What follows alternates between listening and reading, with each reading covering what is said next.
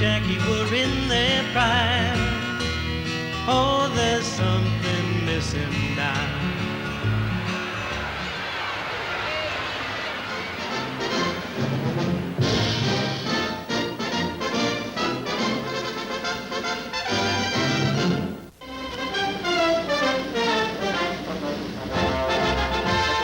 Lid's off on baseball. At Tucson, Arizona, Hank Greenberg and Al Lopez get the Indians on the training warpath. Al Rosen's bat speaks eloquently to Jim Busby, who comes to the tribe in the Dobie deal.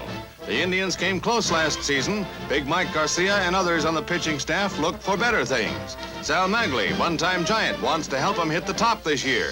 Could be a close shave, eh, Sal? Herb Score hopes to repeat a brilliant freshman year, avoid a sophomore jinx. It's a relief to manager Lopez to have the relief twins, Mossy and Naleski, back on the job.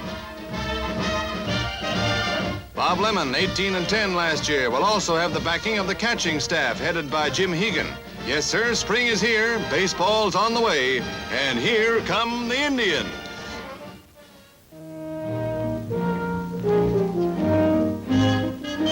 Connie Mack is dead at 93. The grand old man of baseball who was born Cornelius McGillicuddy spent 70 years in the sport as player, manager, and executive. He served half a century as manager of the then Philadelphia Athletics, led his team to 5 world championships. He stepped down in 1950.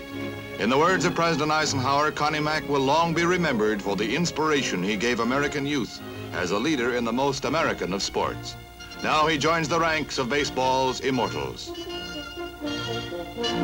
Connie Mack, American. When the Yankees run, spring is here. Also Casey Stengel, right on the heels of his Warriors, reporting for spring training in St. Petersburg, Florida. Old Case feels pretty good about things. For example, Tommy Byrne, who helped the Yankees to the pennant last year. And the acquisition of Maury McDermott from Washington strengthens the pitching staff and makes Mr. Stengel even happier. Yogi Berra is inclined to agree with Casey as Hank Bauer and Bomber bats burst into melodious sound in training camp. Joe Collins puts first things first as Phil Rizzuto looks hopeful. Could be the old professor is right. McDougal and Mantle and all could do it again. Baseball fans who are Giant fans turn out to see how Bill Rigney's making out with the Giants. How's Bill feel? Optimistic. On first, he has Whitey Lockman, first of all, and manager Rigney is high on his hurlers, too. Johnny Antonelli ought to win more and lose less in Bill's book. And Hoyt Wilhelm looks as sharp as he did 2 years ago when the Giants won the pennant. Such optimism is catching. Wes Westrum's caught it. Johnny Mize is back as a coach, and if he can teach the way he could hit, boy. Well, the Polo Grounders are in shape. Al Dark looks his old self up there, ditto Dusty Rhodes, and the one and only Willie Mays. Optimism it is. Nostalgia rules the roost at Yankee Stadium as former favorites of yesteryear return for 2 innings of baseball on Old Timers Day. Yankees versus White Sox, and here are former White Sox stars, including Ed Walsh, Red Faber, Dick Kerr, Ray Schalk, Muddy Rule, Lou Fonseca, and other one-time greats. Yankee manager Casey Stengel poses with ex-Yankee star Home Run Baker. Pictures galore of yesterday's big names galore. Benny Bengaw and Red Rolfe flanking Home Run Baker, and other Yankee old-timers like Lefty Gomez and Charlie Keller. Seems like only yesterday, with yesterday's heroes like Joe Dugan, Leo DeRocher, and George Sternweiss back in Yankee uniforms. Earl Coombs and Bob Shockey also back for a drama-packed reunion that saw the Yankee old-timers top their ancient rivals 4-1. There were timely hits and good plays and warm applause for Mrs. Gehrig, widow of the immortal Lou. It was a day of memory and a day for laughs, too, with Al Schacht cast in the role of umpire. Baseball's Clown Prince is no respecter of nostalgia or tradition, and he pitches into Joe DiMaggio in no uncertain terms. Whatever the pitch was, everybody had a ball.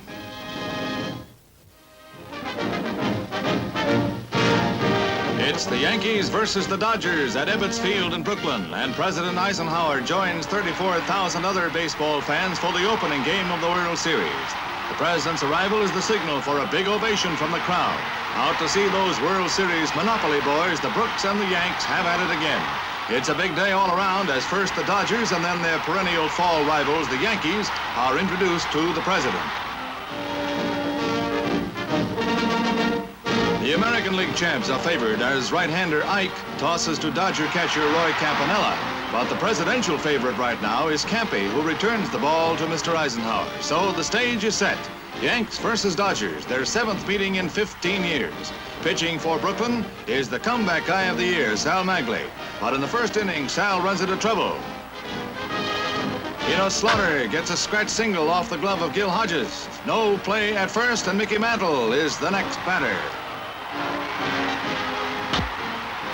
There it goes, a home run for the Junior Circuit's Triple Crown winner. It's Mickey's 6th World Series home run. And here comes Slaughter home from third with the first run of the game. And behind him is the big bomber of the Bronx Bombers. That's the 4th home run Mantle has hit for the president this year. And the Yanks are off to a 2-0 lead. Whitey Ford is doing the chores for Casey Stengel. He survives the first inning when Pee Wee Reese, slicing one to the opposite field, is out on a great catch by Hank Bauer. Dodger rooters groan, but Jackie Robinson opens the Dodgers' second with a home run into the left field seats. The Brooks, who clinched the pennant on the final day of the season, beating out the Braves, are rough on lefties in their home park. And Jackie Robinson, long a spark plug for them bums, gets them off and running to prove how rough it can be.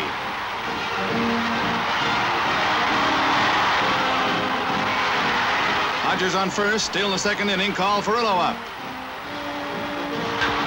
Furillo hits one in the hole in left center. It's a double for the Brooks right fielder, and Hodges races all the way home from first base to tie it up. Ford runs out of gas in the third. Reese singles, and then Duke Snider tees off on the little left-hander. Back-to-back singles. Ford gets Robinson to hit a fly ball, and the runners hold. But then Hodges lowers the boom with a home run. What a battle of homers this opening day is. It's Gil's 4th in World Series play. Reese comes in to score, and behind him is Snider, and behind him is the momentary favorite of the Flatbush faithful, Gil Hodges. 5-2, Brooklyn. The Yanks got a run in the 4th. The Dodgers opened it up to 6-3 in the 4th, and there it stood, with Magley still firing them in. 1 out, 1 on in the 9th. Mickey Mantle steps in. To Gilliam, to Reese, back to first for the double play. The Dodgers win it 6-3, and Sal Magley, the old cast-off, is the big hero in Brooklyn, USA. In an epic 7-game struggle, arch foes the Yankees and Dodgers battle for the World Series crown. Mickey Mantle climaxed a season in which he won the triple batting crown, while Yankee bad boy Don Larson made history in the 5th contest with the first no-hitter and perfect game in World Series history. One of the great thrills of the year, a year of enduring sports achievements everywhere, from Don Larson in Yankee Stadium to Australia. There's no tomorrow. This is Ebbets Field, Brooklyn. Today, the 7th game of the 1956 World Series. The Yanks and Dodgers go for keeps, with Don Newcomb on the mound for the defending world's champion Brooks. First inning, 1 on, 2 out. Yogi Berra up. Yogi's blast sails over the right field fence, and the Yanks are off and running. Hank Bauer comes in to score, and right behind him is the Yankees' great catcher, Yogi Berra. 2-0 New York. In the 3rd inning, Yogi connects again, his 2nd consecutive home run, and again with a man on base. In the 7th, with 2 on and first base open, strategy dictates giving Yogi a free pass, and the strategy backfires.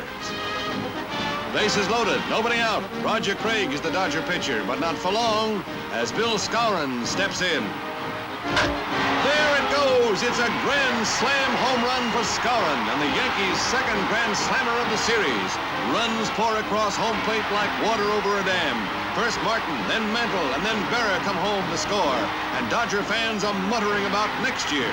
This year belongs to Skowron and fellow Yankees. The Bronx Bombers really blitzed the Brooklyns to win back the title they lost to the Dodgers in last year's Fall Classic. 9-0 to score, and 23-year-old Johnny Cooks, in his first series start, shuts the door on the Dodgers. It's bolted and locked in the 9th when Cooks strikes out Jackie Robinson. Berra's toss to first is reflex action, not necessary. It's all over as jubilant winners swarm all over Johnny Cooks, another Yankee hurler who came through when it was needed. He gave up only 3 hits. The Yankees are back on top, their 6th world's title under Casey Stengel. and Cooks, Vera, heroes of the decisive game of the 1956 World Series.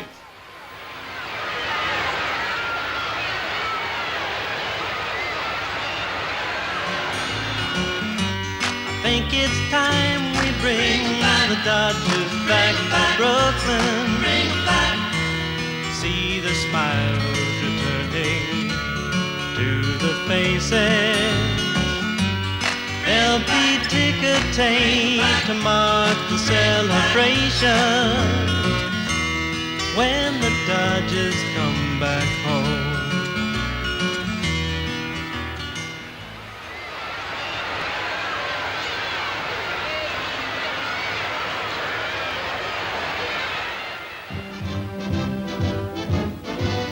It's spring in Florida and spring training in Vero Beach, where the Brooklyn Dodgers are getting in shape for a crack at a third straight pennant.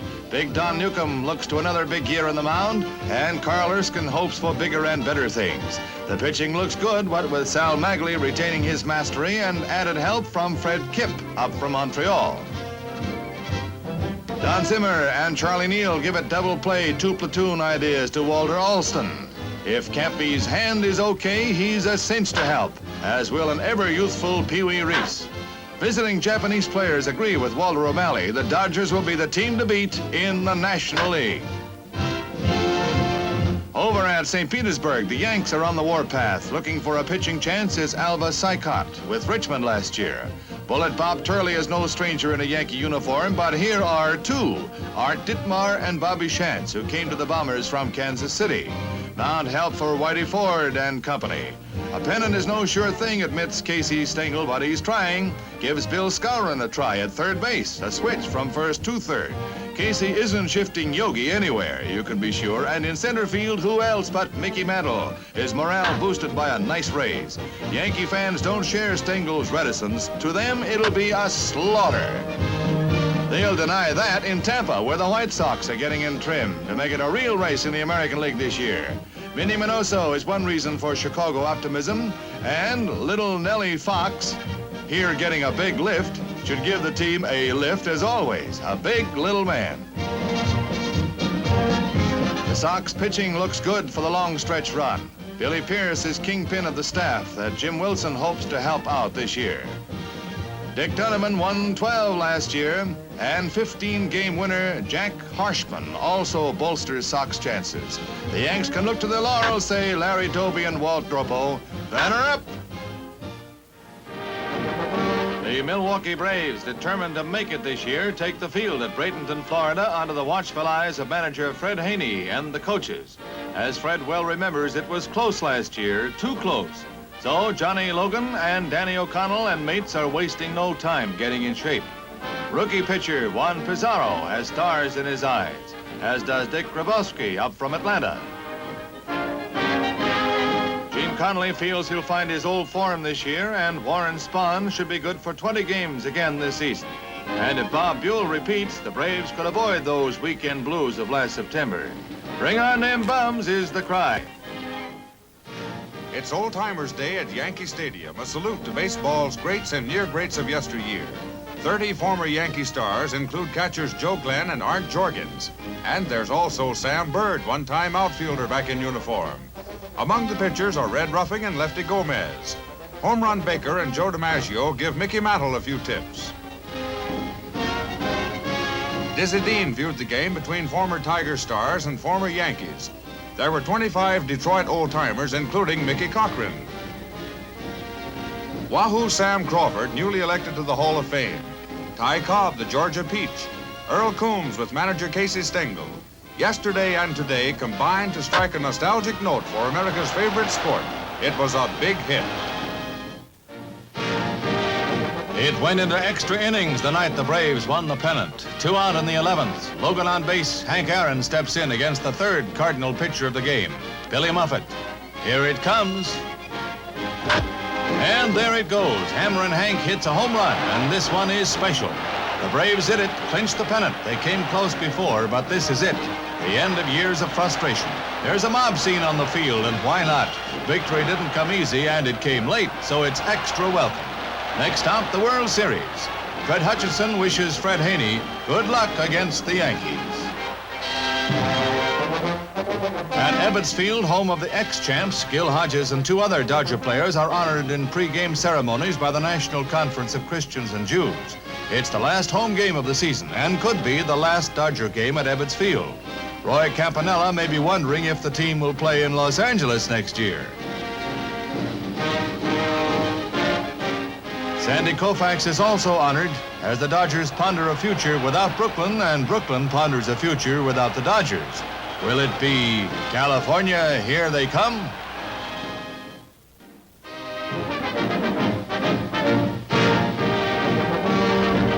Once again, as it often is, Yankee Stadium is Mecca for baseball fans in the World Series. It's a bright, sparkling day in New York as 70,000 turn out for the opening game of the 1957 Classic between the Yankees and the Milwaukee Braves.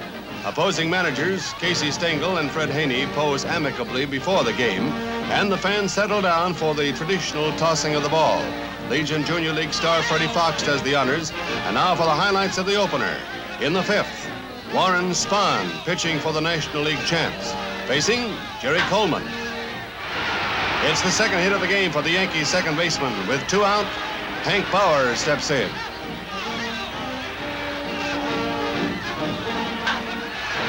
It's a double to center past Hank Aaron, and by the time he gets it back to the infield, Coleman scores the first run of the game.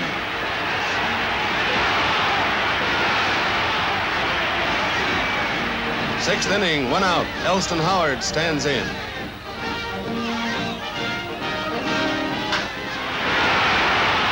And a single for the Yanks first baseman, and the perennial champs are making the odds look good. Yogi Berra works the count up, and then Spahn loses him. Yogi walks, and Howard takes second. Third baseman Andy Carey up next.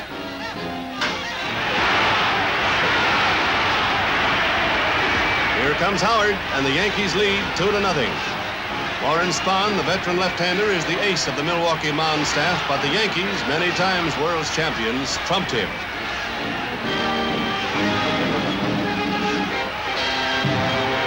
Jerry Coleman faces the new Braves hurler, Ernie Johnson. The squeeze is on.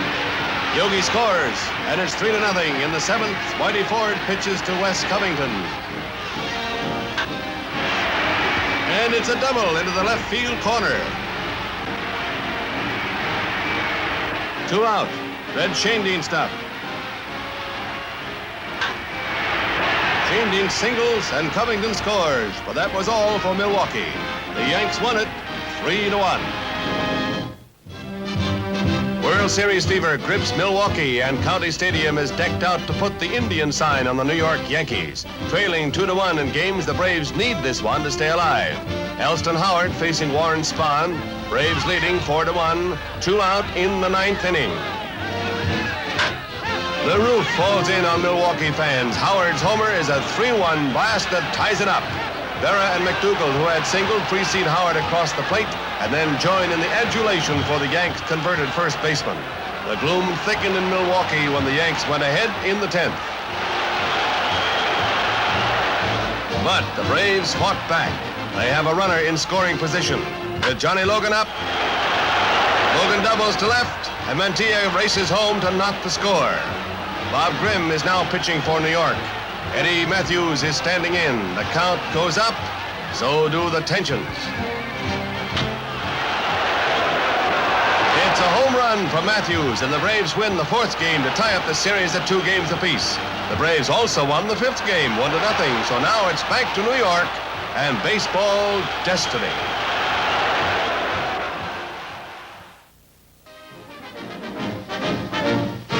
Seventh game of the World Series, 3rd inning. Bob Hazel on first, Johnny Logan facing Don Larson. Quebec's throw is high, and Logan beats the relay to first. The Braves are on the warpath, and Heat big slugger Eddie Matthews is up. Matthews doubles into the right field corner, and here comes Hazel around to score. The National League champs make it 2-0 as Logan slides in safely. Exit Larson. Enter Bobby Shantz to face Hank Aaron, series hitting star. Up the middle, the 11th hit of the series for Hank, driving in Matthews as the battling Braves bring joy to their rooters. Next up is Wes Covington, stellar left fielder. Covington also singles, and a miracle comes closer to reality. There's no tomorrow for New York. Today is for the Braves and Milwaukee. Frank Torrey at bat. On the force at second, Aaron scores, and 61,000 fans in Yankee Stadium see the end in sight. The Braves get a little insurance off Tommy Byrne in the 8th inning. Going, gone. A home run for Del Crandall, and the astounding Braves have just about clinched their first World Series. The Yanks were favored, but clutch hitting and stout-hearted pitching turned the tide. Lou Burdett's name goes on the record books, 3 series victories. Bases loaded in the 9th, but Scour and Smash is backhanded by Matthews. He steps on third, and it's all over but the tumult and the shouting. The new world's champions of baseball, the Miracle Men from Milwaukee.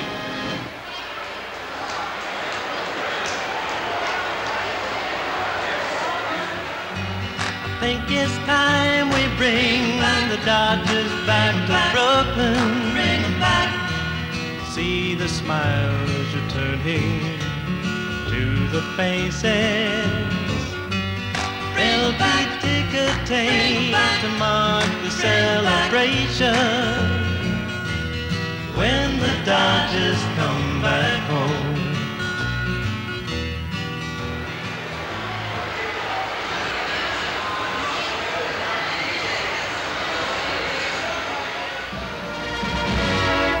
Oh, somewhere in this favored land, the sun is shining bright. The band is playing somewhere, and somewhere hearts are light. And somewhere men are laughing, and somewhere children shout. But there is no joy in Gotham.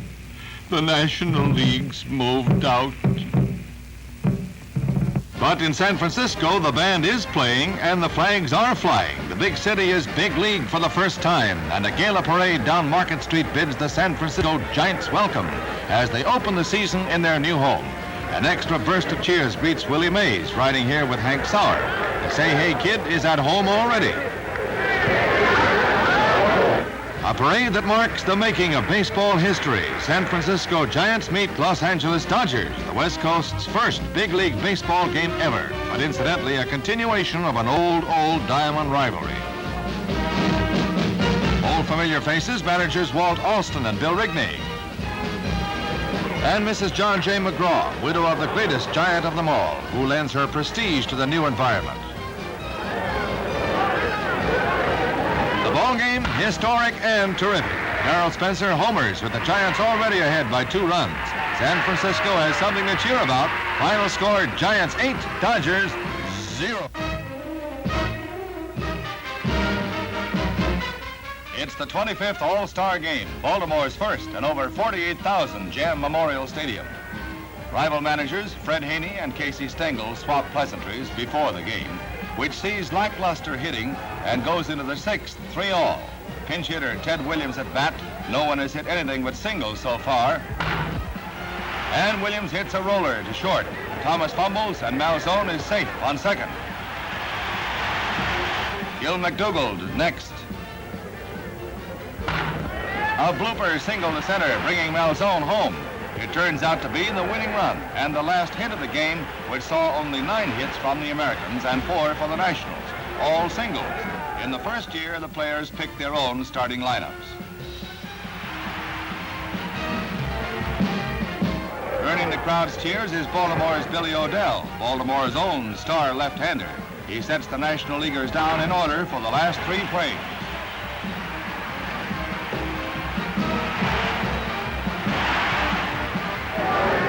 That's Del Crandall, who popped up to end the game as local boy Billy O'Dell makes good.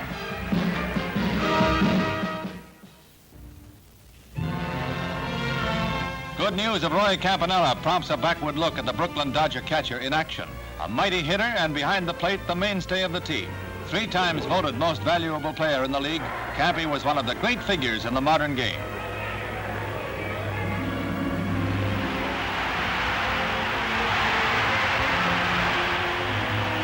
You who saw him in action will forget his fabulous performance when a close play at the plate was called against him. Last January, millions were grieved when Campanella was paralyzed from the neck down in an automobile accident. A multitude cheered his valiant fight for a measure of recovery.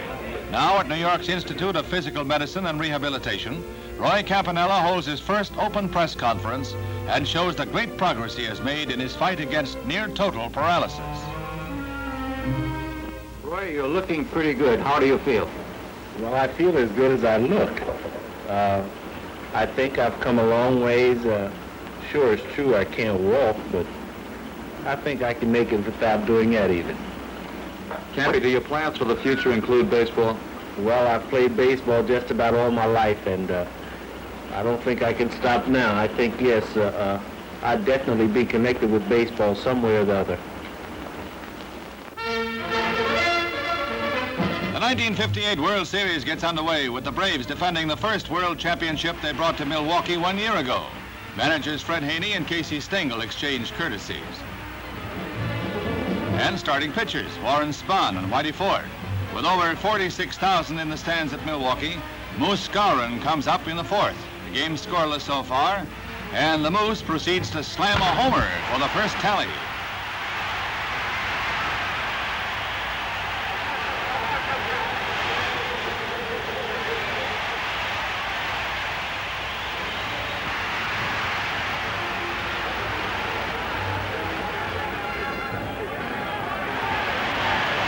In the bottom of the fourth, Del Crandall wraps the first pitch for a single.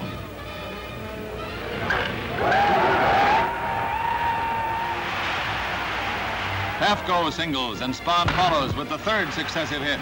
3 singles add up to 2 runs, and the Braves lead. In the fifth, Ford draws a pass. Bauer comes up to cloud a long ball high into the left field bleachers. The Yankees pull ahead. After some sloppy base running earlier, they look like they're taking command.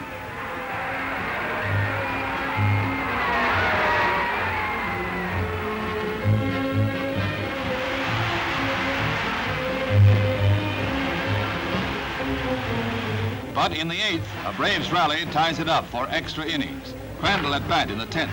A single to put 2 men on base. Adcock's on second.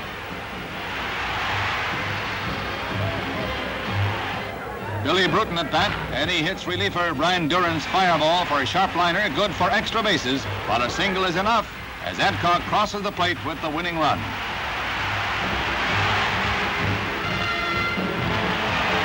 There is jubilation in Milwaukee, redoubled on the second day when the Braves trounced the Yanks again, 13-5, for a 2 straight lead toward another World's Championship.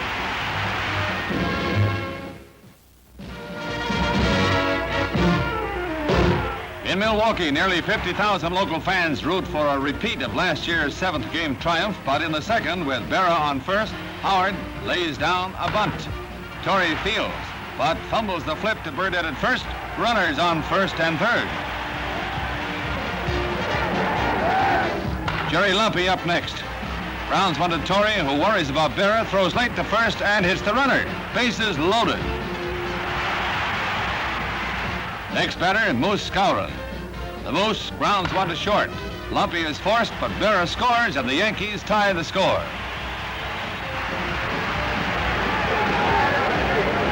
Tony Kubek next at bat, lifting a sacrifice fly to left. Howard comes across to make the score 2-1. Turley takes the mound for the Yanks in the third and holds tight till the 6th. Del Crandall smashes a 4-bagger to tie the score. It's one of only 2 hits off Turley in 6 2/3 innings of brilliant hurling.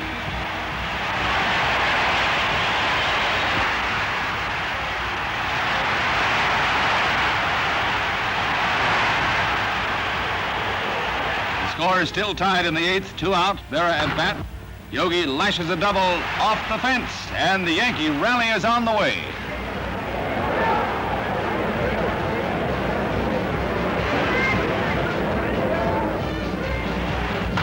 Nelson Howard wraps Burdett's third pitch through the center to drive Berra across with a winning run.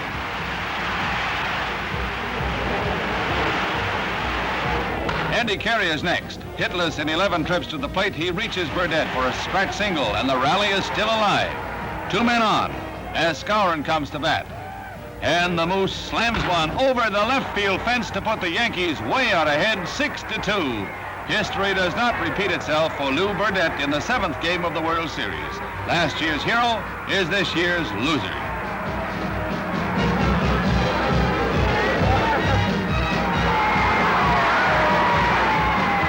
But the Yankees know from sad experience the Braves are always dangerous, and there's no rejoicing till the last out, which comes in the 9th after Turley has yielded only 2 hits.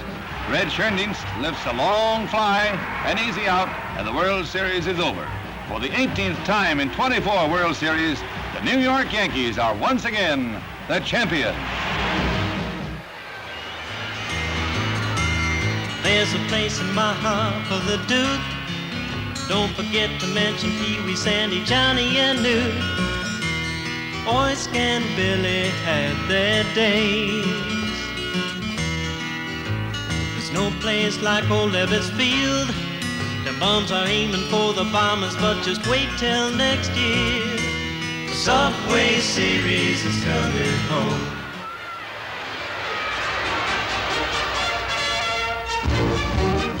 The Chicago White Sox prepare for their annual chase of the New York Yankees under the managerial eye of Al Lopez at Tampa. Pitching is again expected to be a strong point for the Sox. Early Wynn, despite a so-so year, is a key man. Sharp left-hander Billy Pierce won 17 last year. Dick Donovan, a steady winner for years now. Sherm Lawler is one of the best catchers around, but the Sox need hitting from 19-year-old rookie Jim Collison, Al Smith if he regains his form, and Earl Torgeson. At Fort Myers, Florida, the Pittsburgh Pirates shape up as pennant contenders. Last year, they finished in 2nd place, making Danny Murtaugh Manager of the Year. In winter trading, he swapped Pirate star Frank Thomas to Cincinnati for catcher Smokey Burgess. 3rd baseman Don Hoke. And southpaw hurler Harvey Haddix, bringing the Pirates the depth and strength that could make them National League champions. Strongman Bob Friend is perhaps the National League's best with 22 wins last year. The Bucks boasted classy Keystone combo in Dick Groat and Bill Mazeroski. Bob Skinner is one of the best left-handed long ball hitters. And if Big Ted Kluchowski comes back, the Bucks just about have it made. Back on the scene at Dodgerville, Vero Beach, Florida, Roy Campanella compares notes with manager Walt Alston. Campanella is back in uniform as a coaching consultant for the Los Angeles team, and his advice will doubtless be useful in helping the Dodgers climb from last season's 7th place finish, only 5 games out of the 1st division. They rely on regulars Johnny Podres, Sandy Koufax, Don Drysdale, Clem Levine, and other familiar faces on the roster include Junior Gilliam. Duke Snyder, still a key man. And Charlie Neal. Can they pull the Dodgers into contention? At Bradenton, manager Fred Haney shepherds his National League champions on field. Spring training is in up-tempo this year. The Milwaukee Braves are hoping come fall to even their World Series score with the Yankees. 20-game winner Lou Burdett and veteran Bob Rush should be mainstays on the mound. Johnny Logan and Felix Mantilla have to make up Red Schoendienst's absence. Batting, Wes Covington seems recovered from his injury. With solid hitting expected from Frank Torrey. Eddie Matthews with 31 homers in 58. And Hank Aaron, 30 home runs. Plenty of power in the Braves.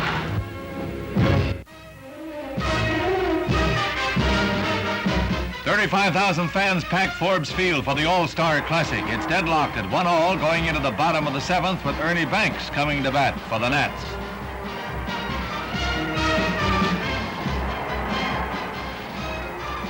A long double off the left field screen to put Banks in scoring position and set off a National League rally.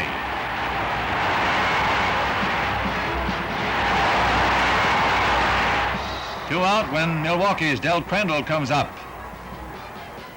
He singles, and Banks races home with the score. The senior circuit leads 2-1.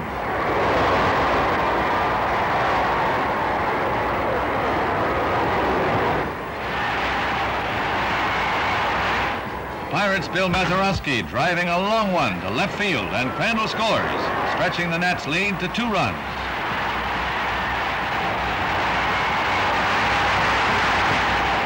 Top in the 8th, Nellie Fox of the White Sox wraps out a single for the Americans.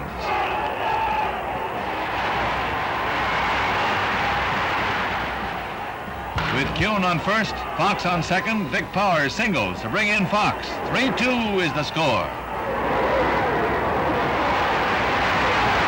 Another walk loads the bases, and the Orioles' Gus Triendos is up.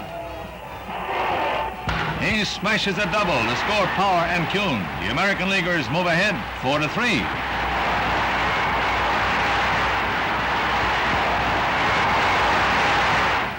In the bottom of the 8th, the Cards' Ken Boyer singles to center.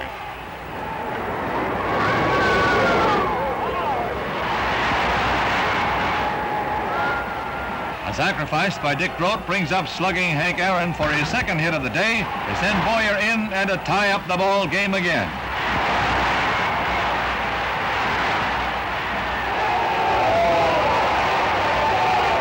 Next, Willie Mays. A tremendous 436-foot triple off the center field wall for the Say Hey Kid.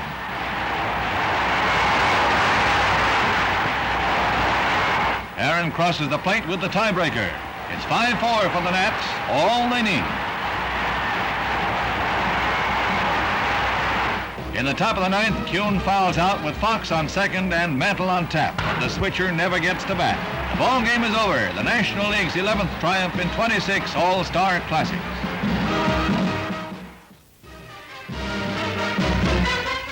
In Cleveland's Lakefront Stadium, the moment of truth in the American League pennant race. The second-ranking Indians face the White Sox, who will clinch the flag if they win. And they're first to score. Louis Aparicio's double sends Bubba Phillips across the plate with a third-inning icebreaker.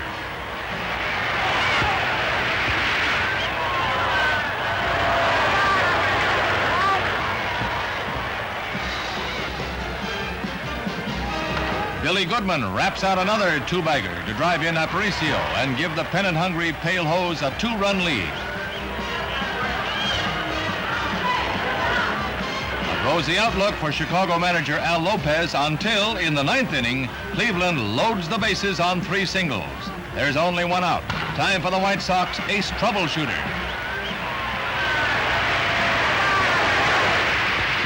Pitcher Jerry Staley is sent to the mound by Lopez. The Sox' first pennant in 40 years hangs in the balance.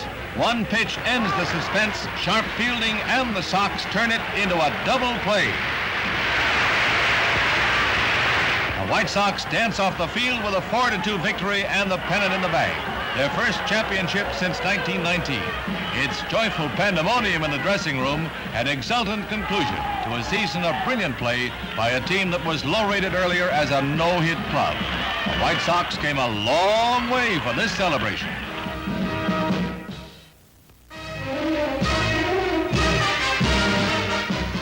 The World Series comes to Comiskey Park, home of the Chicago White Sox, for the first time in 40 years. And a cheering crowd of over 48,000 is on hand for the opening of the 1959 Baseball Classic. The loyal Chi Sox partisans have waited a long time for this one. In the pregame spotlight, rival managers Walt Alston, Los Angeles Dodgers, and Al Lopez of the incredible Pale Hose. At the outset, the Sox throw away the script. Instead of their so-called powder puff attack, they're blasting away from the start. In the first inning, L.A. pitcher Roger Craig is tagged for a sizzling single by Big Ted Kozlowski, driving in the first run.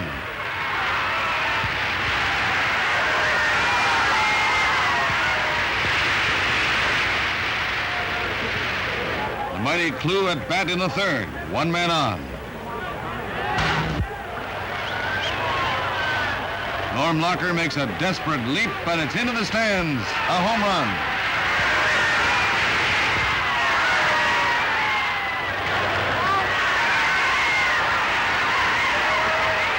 A sensational third inning as Chicago's so-called hitless wonders roll up 7 runs, and the Dodgers help matters along with a record-tying 3 errors. Veteran Early Wynn pitched brilliantly for the Sox, holding Los Angeles scoreless. But the hero of the day was muscular Ted Kluszewski. A National League cast-off, his thundering bat delivered again and again for Chicago. This is his 2nd homer of the day. A towering 400-foot drive into the upper deck, bringing his RBI total to 5 runs to tie a series record.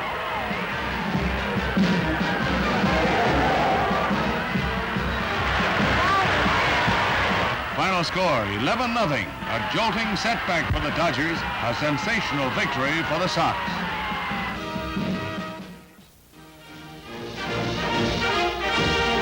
The largest World Series crowd ever fills the huge Los Angeles Coliseum for the first World Series game ever played on the West Coast.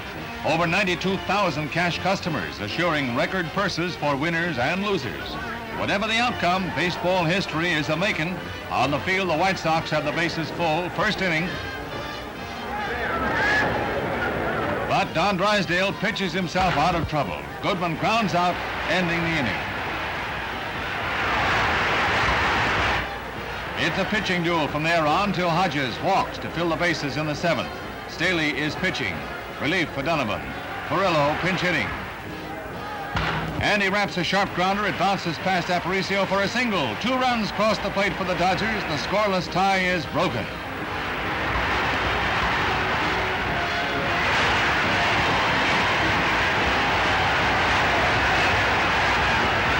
It's Sherry to the rescue for L.A. when the Sox load the sacks in the 8th with nobody out. Al Smith batting. Smith grounds to Wills, and the Dodgers sprouts the rally with a double play, even though 1 man scores. Ice-cold Sherry does it again for the Angelenos, striking out the side in the 9th. The Dodgers, after that disastrous opening game, have roared back in this series. Maybe it's that refreshing Pacific air they breathe.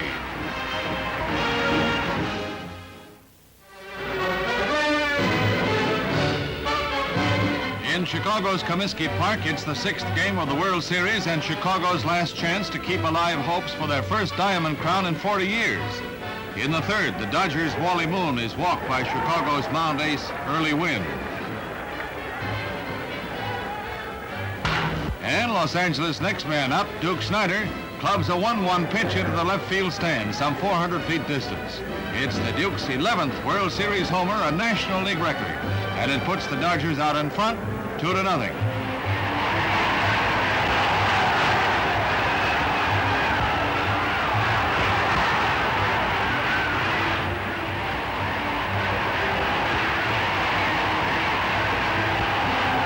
Fourth inning, Wynn pitching to Maury Wills, bottom of the batting order, and Wills singles to center, driving in Don Demeter from second.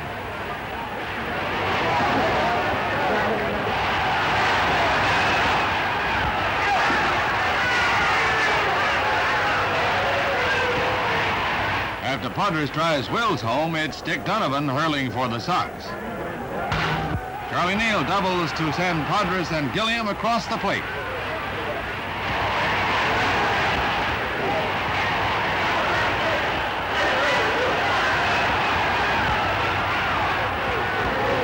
Donovan next faces Wally Moon, and the Los Angeles fielder slams his first homer of the series into the stands. Moon's 4-bagger makes the score 8-0 going into the bottom of the 4th. A gloomy prospect for the loyal Chicagoans. But hope revives as the Sox counterattack. Mighty Ted Kluszewski blasts Padres for the ex-National Leaguer's 3rd home run of this series. A terrific clout that drives in 3 runs.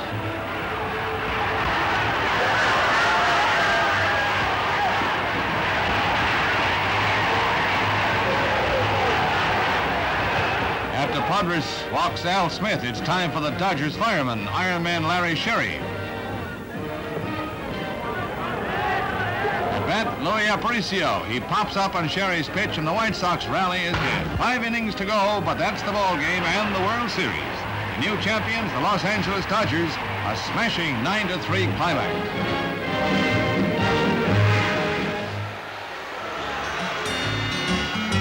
I think it's time we bring the Dodgers back to Brooklyn. Bring them back.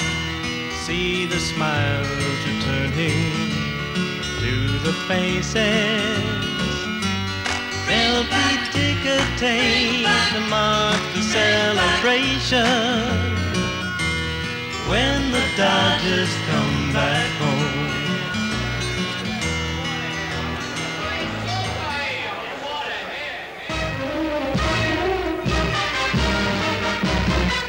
Fans who waited 33 years since the home team's last pennant swarm into Pittsburgh's Forbes Field as the Pirates open against the New York Yankees. The Bucs' Danny Murtaugh poses with Casey Stengel, who is after his 8th series title in 10 tries.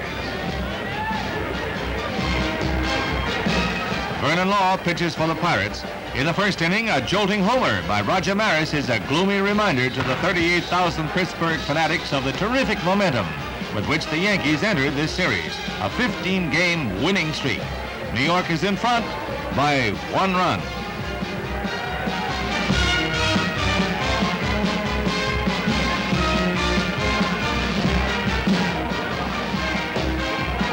But the lead soon vanishes. Bill Burton, leadoff batter for the Bucs, steals second and goes on to third as Yogi Berra's throw goes into center field. Then Dick Groat, just recovered from a fractured wrist, wraps a double into right field, and Burton trots across the plate. The score is 1-all.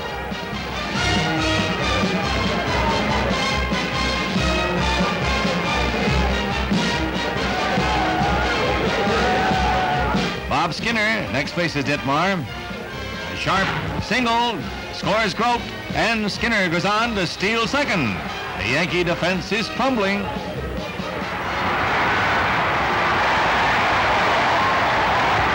Roberto Clemente comes to bat after Dick Stewart flies out.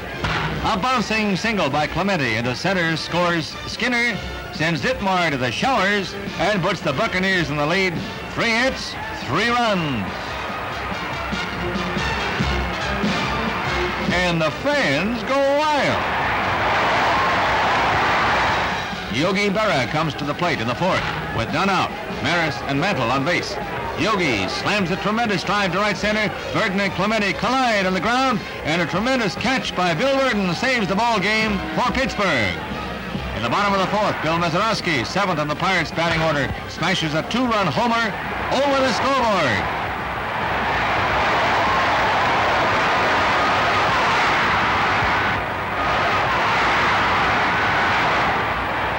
And again, the fans go berserk. Elston Howard pinch hits for Ryan Duran in the 9th with 1 man on base. Here it comes. Howard wraps a home run into the right field stands for 2 runs. Pittsburgh leads 6-4 in the final score as the Pirates overcome the powerful Yankees with the same ease they vanquished the entire National League. But the Yankees' true potential was shown next day when they roared back to a shattering 16-3 victory. First game ends with Hector Lopez grounding into a double play, but the series is very much alive, shaping up as a titanic diamond battle.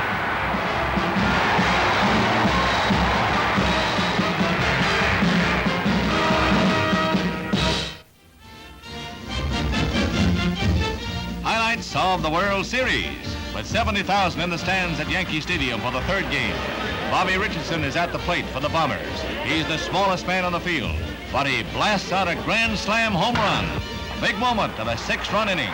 Later, Richardson drove in his 5th and 6th runs of the game, setting a new series record as the Yankees win by a 10-0 margin and take a 1-game lead.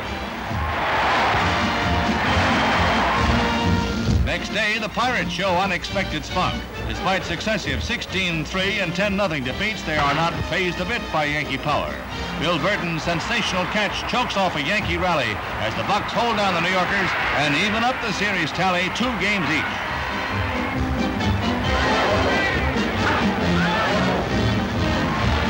In the fifth game, still at the stadium, Gil McDougald bobbles a throw from Tony Kubek, permitting Gino Cimoli to score. And Don Hoke on second, Burgess on third. Bill Mazeroski comes to bat. Mazeroski slaps a double to score Burgess and Hoke, and the Pirates lead 3-0 in the second.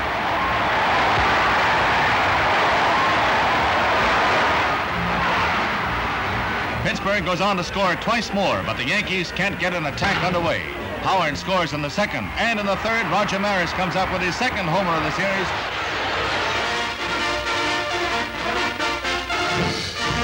Nearly 37,000 crowded at Pittsburgh's Forbes Field for the final game of the World Series. The day before, the Yankees had evened the games at 3-all. Now, Mantle comes to bat in the sixth, with New York trailing 4-1. And a sharp single by the switcher scores Bobby Richardson.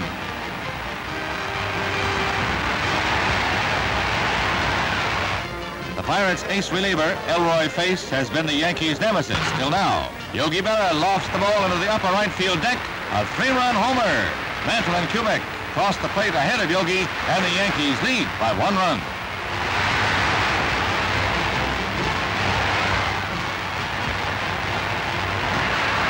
Two more Yankee runs in the top of the eighth, and the game looks in the bag.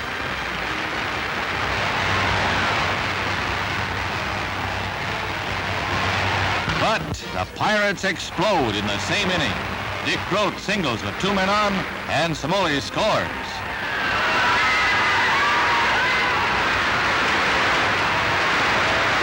Bob Clemente dribbles a grounder to Skowron, but he beats the play at first as Bill Burton crosses the plate. It's 9-6 with 2 men on base and 2 out.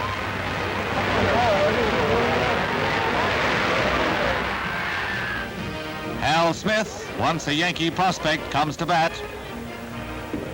And he smashes the ball high over the left field wall for 3 runs.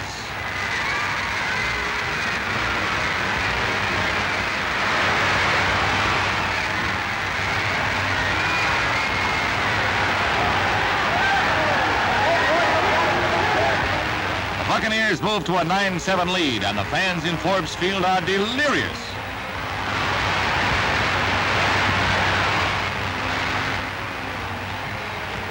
It's the last chance for New York now. Mantle singles, scoring Richardson and sending Dale Long to third.